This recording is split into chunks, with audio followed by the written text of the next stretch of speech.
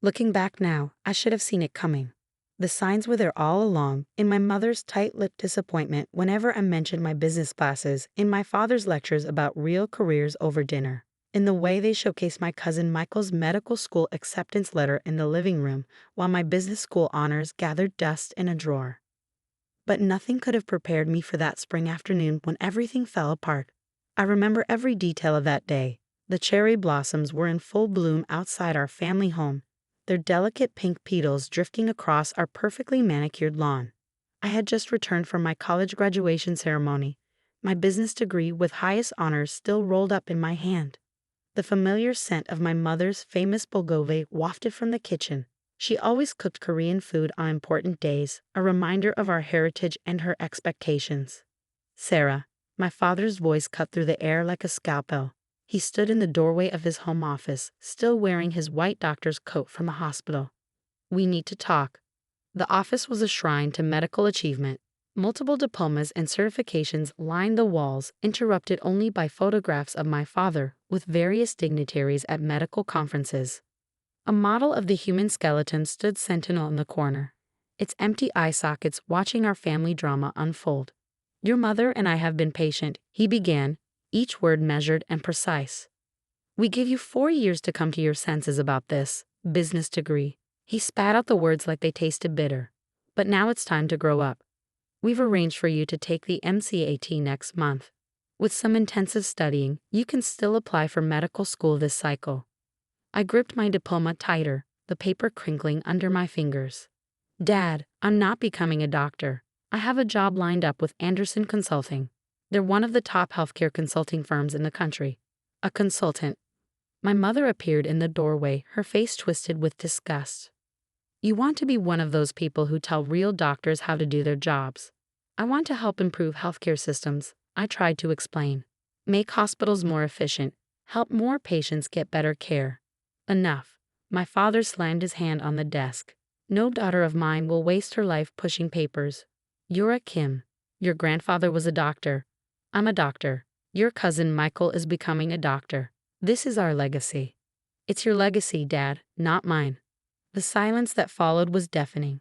My mother's hands trembled as she gripped her apron. My father's face had turned an alarming shade of red. "Then perhaps you should find a new family to disappoint." His voice was cold, clinical. "If you won't uphold the Kim family tradition, you are no longer welcome in this house." "You can't be serious." But looking at their faces, I knew they were. "Mom?" She turned away, wiping her eyes. "Listen to your father, Sarah. Medicine is everything to this family. Without it, what are we?" "I'm your daughter," I whispered. "Isn't that enough?" My father opened his desk drawer and pulled out an envelope. "Here's $100. Take it and leave.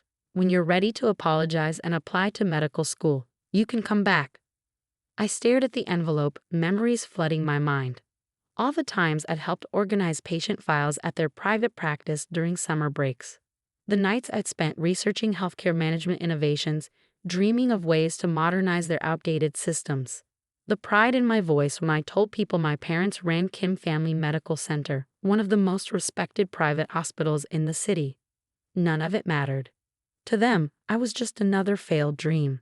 I reached into my wallet and pulled out the $27 I had left from my graduation dinner, placed it on top of the $100 they'd given me.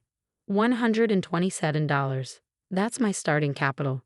Remember this moment because one day you'll regret choosing your legacy over your daughter. My father scoffed. Big words from someone who can't even write a prescription. I turned and walked out of that office, out of that house, leaving behind everything I'd ever known. In my pocket, my phone buzzed with a message from Anderson Consulting. "Excited to have you join us next month. Your insights into healthcare systems are exactly what we're looking for." They had no idea how personal my mission to transform healthcare had just become. I spent that night in a cheap motel, using precious dollars from my $127 fund. As I lay on the lumpy mattress, staring at the water-stained ceiling, I made myself a promise. I would build something bigger than Kim Family Medical Center, something that would change not just one hospital, but the entire healthcare system. And when I succeeded, I would make sure my parents remembered exactly why they lost their daughter. The next morning, I walked into a local bank and opened a business account with $100 of my remaining money. The teller looked at me skeptically as I filled out the paperwork, probably wondering what kind of business I could possibly start with such a small amount. "Name of business?" she asked, fingers hovering over her keyboard. I thought for a moment, then smiled. "Phoenix Healthcare Solutions." Phoenix, like the bird that rises from the ashes, exactly like that. Over the next few weeks, I threw myself into my role at Anderson Consulting. During the day, I analyzed healthcare systems, identified inefficiencies, and proposed solutions that saved hospitals millions. At night, I built Phoenix Healthcare Solutions, starting with a simple website and business cards I designed myself. My first client came through pure chance. At a coffee shop near Anderson's offices, I overheard two doctors complaining about their struggling private practice. Without thinking, I turned around and introduced myself. "Your problem isn't your medical care," I told them after listening to their issues. "It's your systems. You're losing 30% of your potential revenue through inefficient billing practices and scheduling gaps." They looked skeptical, but desperate enough to listen. I offered to fix their systems for a small fee plus 10% of any revenue increases for the first year. They agreed, probably assuming they had nothing to lose. Within 3 months, their practice's revenue had doubled. Word spread quickly through the medical community. Soon, I was juggling my day job with an increasing number of private clients. My tiny motel room became my office, its walls covered with flowcharts and system analyses. 6 months after being kicked out, I had saved enough to rent a small office space. A year later, Phoenix Healthcare Solutions had 10 employees and was managing systems for 15 medical practices. I never told my clients about my parents or Kim Family Medical Center. In fact, I rarely used my full name, going by Sarah P. for Phoenix in all business dealings, but I kept tabs on my family's hospital through industry news and gossip. They were struggling, though they'd never admit it. The healthcare landscape was changing, becoming more corporate, more efficient. Private hospitals like theirs were being squeezed by larger healthcare groups with better systems and more resources. I could have helped them. I knew exactly how to modernize their operations, how to make them competitive in the new healthcare economy. But they had made their choice, and I was making mine. By my 3rd year, Phoenix Healthcare Solutions had expanded beyond simple consulting. We were buying struggling practices, modernizing them, and either selling them for profit or incorporating them into our growing network. Each acquisition taught me more about the industry, about the complex dance of healthcare politics and economics. I hired the best talent I could find, doctors who understood both medicine and business, tech experts who could build cutting-edge medical systems, lawyers who specialize in healthcare regulations. Together, we were building something revolutionary. A healthcare group that combined medical excellence with business efficiency. The irony wasn't lost on me. In rejecting my parents' dream of becoming a doctor, I had ended up deeper in the medical world than they could have imagined. But I was doing it my way, proving that there was more than one path to improving healthcare. 5 years after being kicked out, Phoenix Healthcare Solutions had become Phoenix Medical Group, a billion-dollar corporation that owned 30 hospitals across the country. We were known for turning around struggling facilities, for introducing innovative systems that improved both patient care and profitability.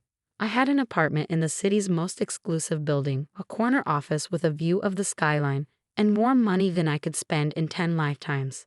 But I still kept that initial bank receipt for my $100 deposit in my wallet, a reminder of where I started.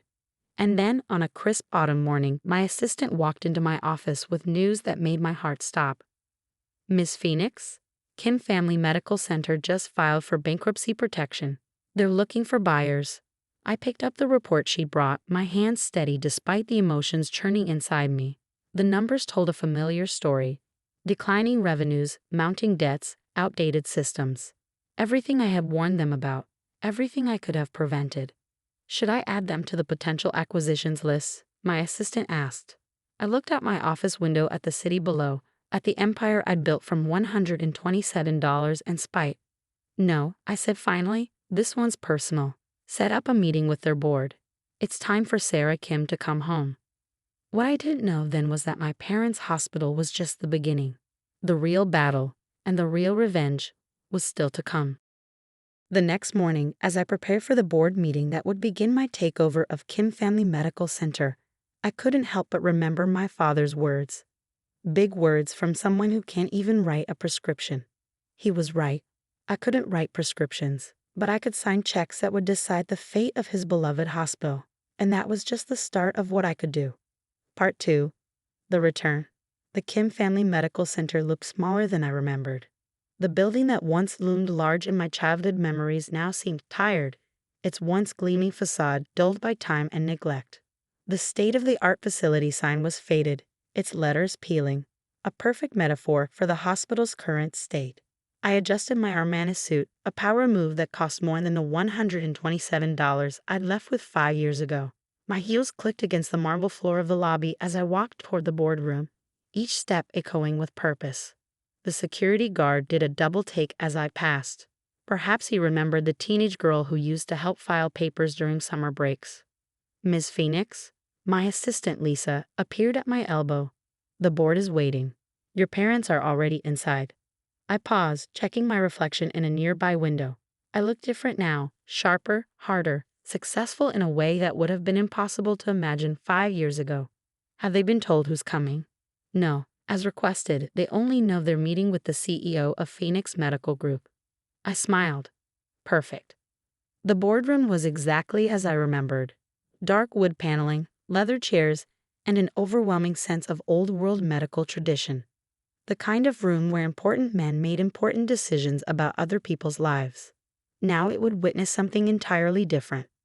My father sat at the head of the table, still wearing his white coat like armor. My mother sat beside him, her face lined with worry she couldn't quite hide. The other board members, mostly old family friends and colleagues, filled the remaining seats. All of them had watched me grow up. None of them recognized me now. Thank you all for meeting today. I began, my voice steady and professional. I'm Sarah Phoenix, CEO of Phoenix Medical Group. The silence that followed my introduction was absolute. I watched the recognition dawn in their eyes. First confusion, then disbelief, finally understanding. My father's face had gone pale, his hands gripping the armrests of his chair so tightly his knuckles turned white. Sarah? My mother's voice was barely a whisper. Sarah Kim. Actually, it's Sarah Phoenix now, legally changed. I moved to the front of the room, plugging my laptop into the projector. Shall we discuss the future of Kim Family Medical Center? This is ridiculous. My father finally found his voice, standing up abruptly.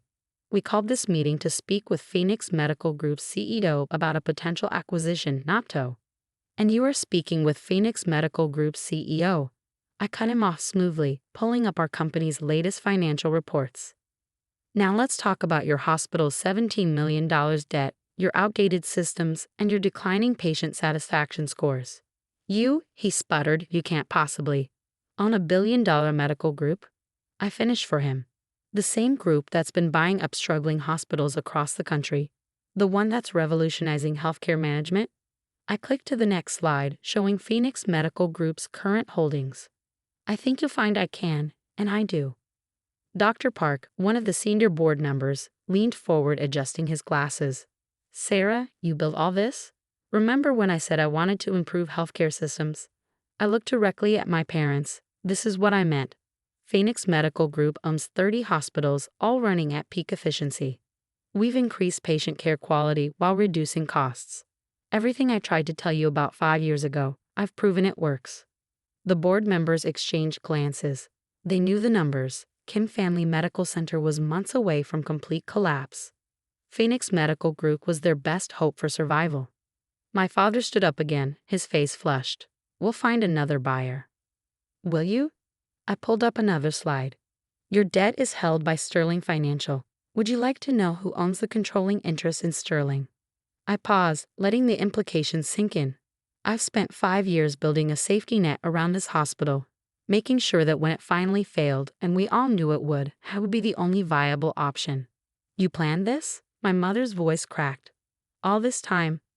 No, Mother. You and Dad planned this the day you chose your precious medical legacy over your daughter. I kept my voice level, professional, even as years of hurt threatened to surface. I just made sure I'd be in a position to pick up the pieces. The next hour was a blur of numbers, projections, and terms.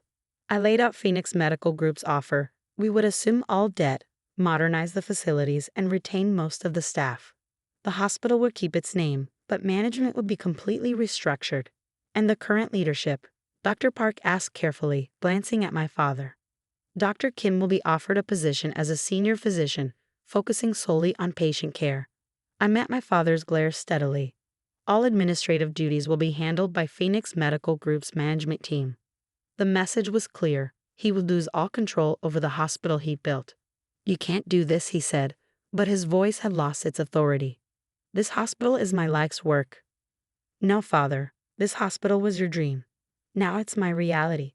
I stood up, gathering my materials. The offer expires in 48 hours. I suggest you consider it carefully. Without Phoenix Medical Group, Kim Family Medical Center will be bankrupt within 3 months. I turned to leave, then paused at the door. Oh, and one more thing. I pulled out my wallet and removed 2 worn bills.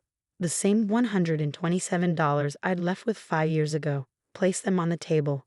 I believe this belongs to you. Consider it my final repayment for choosing business over medicine. The walk back to my car was surreal. Through the hospital windows, I could see staff going about their duties, unaware that their entire world was about to change. In the parking lot, I passed my old parking spot, reserved for Dr. Kim, where I used to wait for rides home after helping out at the hospital. Lisa was waiting by the car. How did it go? Exactly as expected. I slid into the back seat, finally allowing myself to feel the weight of what had just happened. Have legal ready the paperwork. They'll sign. You seem very confident. They don't have a choice. I looked back at the hospital, remembering all the dreams and disappointments it held. And neither do I. That evening, as I sat in my penthouse office reviewing acquisition documents, my phone lit up with messages. First from my mother, a long emotional plea about family and forgiveness. Then from various board members, some congratulating me on my success, others trying to secure their positions in the new regime. Nothing from my father. I wasn't surprised. His pride had always been his weakness. The same pride that had made him throw away his daughter over a career choice would now cost him his hospital. Just before midnight, my security team alerted me to a visitor in the lobby. Through the security feed, I watched my father pace back and forth, still in his white coat, looking older than I'd ever seen him. Should we send him up? The security guard asked. I considered it for a long moment. Part of me wanted to make him wait, to let him feel the same helplessness I felt that night 5 years ago. But I was no longer that wounded girl with $127 to her name. I was Sarah Phoenix, CEO of a billion-dollar corporation. Send him up. The elevator ride must have felt eternal for him. When he finally stepped into my office, his eyes widened at the view, at the obvious signs of success surrounding his disappointing daughter. Nice office, he said stiffly. Better than a garage, I suppose. I gestured to a chair. Would you like to sit? He remained standing, his doctor's posture perfect even now. The board wants to accept your offer. I know. They think you'll save the hospital. I will. He flinched at my confidence. You really built all this by yourself? No, I stood up, walking to the window. I built it with the help of people who believed in me, people who saw that there's more than one way to help patients, people who didn't let their pride blind them to innovation. Sarah, he started, then stopped, seeming to struggle with words for the first time in his life. When you left, when we made you leave, you thought I'd come crawling back. I finished for him. That I'd realize you were right about medicine being the only worthy path. Instead, I built something bigger than you ever imagined possible. I was wrong, he said finally, the words seeming to physically pain him. I turned to face him, really looked at him for the first time in 5 years. The great Dr. Kim, the man who had loomed so large in my childhood, now seemed small in my massive office. Yes, you were. I picked up the acquisition contract from my desk. Sign this, and Kim Family Medical Center will survive. Fight me, and I'll let it collapse. Either way, I win. His hand shook slightly as he took the contract. Will you at least keep the Kim name? The hospital name stays.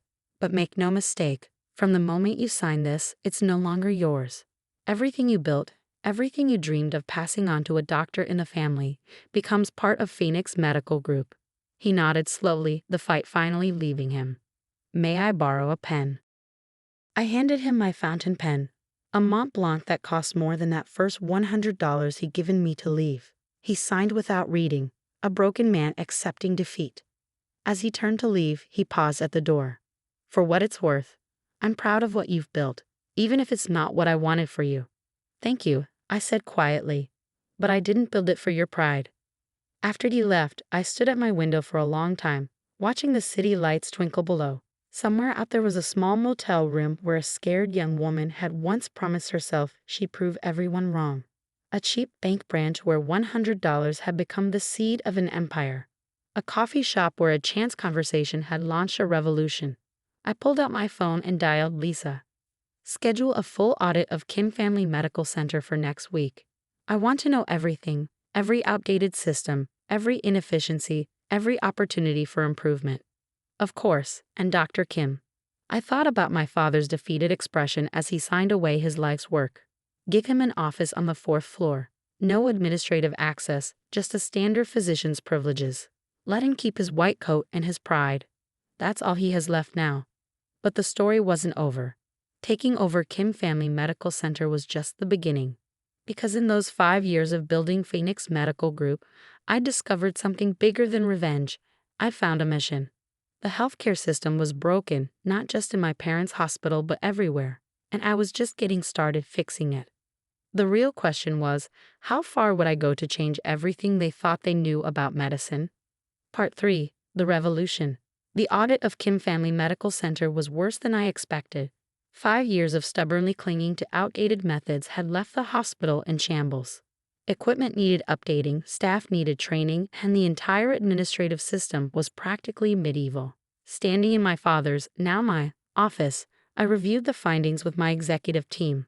Their patient record system is entirely paper-based, my IT director reported, disbelief evident in his voice. In 2024, it's like stepping back in time.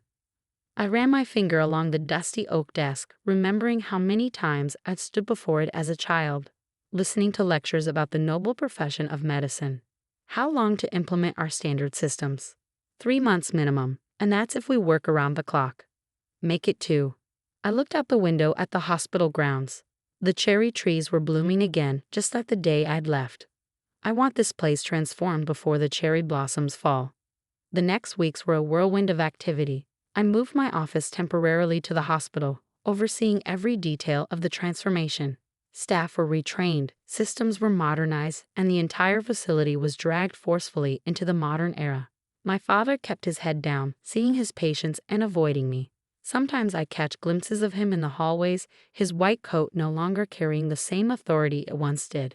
He looked smaller somehow, diminished. My mother tried a different approach. She started leaving containers of homemade bulgogi in my office, just like she used to when I helped at the hospital during summer breaks. I returned each one untouched, with a polite note, "Thank you, but I have lunch meetings." The local medical community buzzed with gossip about the prodigal daughter's triumphant return. Some praised my success, others criticized my hostile takeover of my own family's hospital. My cousin Michael, now a resident at a prestigious hospital across town, gave interviews about the tragedy of the situation. I ignored it all, focusing instead on the numbers. Within the first month, patient satisfaction scores rose by 15%. By the second month, operating costs had decreased by 22%. The hospital was healing, even if my family wasn't. Then came the incident that changed everything. I was working late one night, reviewing implementation reports, when the emergency alert system I'd installed lit up.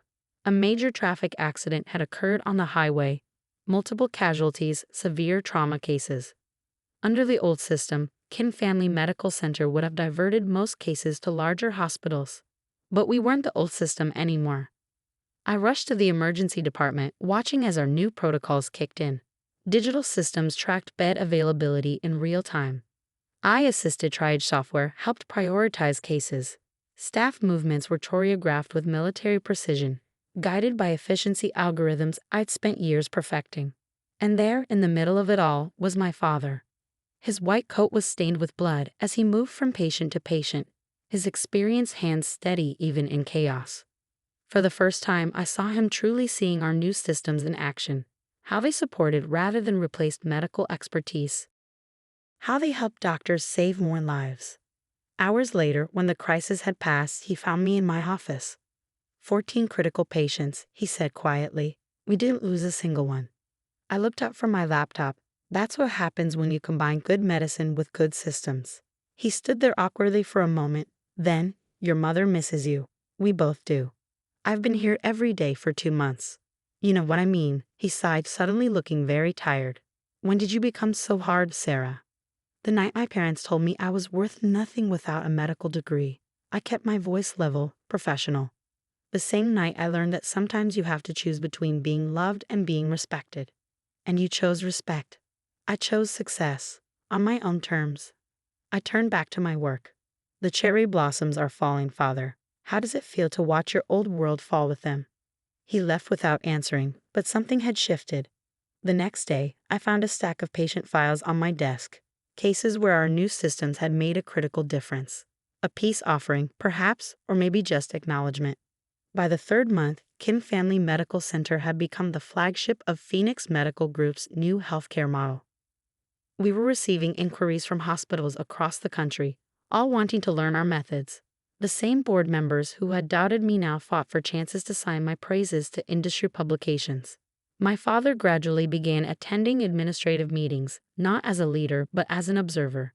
He asked questions about the systems, showed interest in the improvements. Small steps, but significant ones. Then came the day I found him training younger doctors on how to use our new diagnostic software. It's quite extraordinary, he was saying as I passed by the conference room. The AI can spot patterns we might miss, but it still needs our medical judgment to make final decisions. It's not replacing us, it's making us better doctors. I stood in the doorway, watching the man who had once dismissed all business innovations as threats to real medicine, now championing our systems. That evening, he knocked on my office door again. May I come in? I gestured to a chair. The cherry blossoms, he said, looking out at the bare trees. They're gone. Yes. And with them, my old hospital. He turned to face me. You've built something remarkable here, Sarah. Something I was too proud to see coming. I thought of that young woman with $127, of all the nights she worked while others doubted her. I couldn't have done it as a doctor. No, he agreed quietly. You've done something harder. You've changed how doctors work, how we think, how we help people. He placed an envelope on my desk. I'd like to retire. I opened the envelope. Inside was his resignation letter, along with a proposal for a teaching position, training new doctors on integrating modern healthcare systems with traditional medical practice. You want to teach. I want to help build the future you've shown us is possible. He smiled slightly. If you let me. I studied him for a long moment. The great Dr. Kim, asking his business graduate daughter for permission to help shape the future of medicine. Life had a sense of irony after all. The position is yours, I said finally, on one condition. Name it. Have dinner with me tonight. You, me, and Mom. Not as CEO and staff, but as family. I held up my hand as he started to speak. Not to forget or to pretend nothing happened, but to start something new. That night, over my mother's bulgogi, we talked. Really talked, perhaps for the first time in years. About dreams and disappointments, about pride and prejudice, about the different ways people can heal others. I wanted you to be a doctor, my father said, because I thought that was the only way to make a difference in healthcare. I couldn't see that you had a bigger vision. And now? I asked. Now I understand that sometimes the best way to help people isn't always the traditional way. He reached across the table and took my hand. I'm sorry we couldn't see that sooner. 6 months later, Kim Family Medical Center was named Most Innovative Hospital by Healthcare Leadership magazine. The article featured a photo of me in my office, the hospital visible through the window behind me. On my desk, clearly visible, was a framed dollar bill, part of the $127 I'd left with 5 years ago. The caption read, Sarah Phoenix, formerly Kim, proves that sometimes the best medicine isn't practiced in a white coat. My father keeps a copy of that magazine in his teaching room. Next to it is a new photo, him teaching young doctors while I stand in the background, both of us working in different ways to improve healthcare. The cherry trees still bloom every spring outside the hospital, but now they remind me not of endings, but of new beginnings. Of how sometimes you have to lose everything to build something better. of how the hardest person to heal is often yourself. I still run Phoenix Medical Group, still work to revolutionize healthcare across the country. But now when I visit Kim Family Medical Center, I sometimes join my parents for dinner. We're not the same family we were, too much has happened for that. But we're building something new, something that respects both tradition and innovation. And sometimes, late at night in my office, I look at that framed dollar bill and smile. Because the scared young woman who left with $127 didn't just build an empire. She built a bridge between two worlds, between old medicine and new, between a father's dreams and a daughter's vision. That's worth more than all the medical degrees in the world. Last week, a young intern asked me if I regret not becoming a doctor. I showed her our latest patient outcome statistics. How our systems have helped save thousands of lives, how we've made healthcare more accessible and efficient across the country. I didn't become a doctor, I told her. I became something new.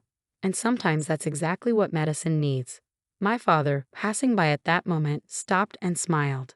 And sometimes, he added, that's exactly what a family needs too.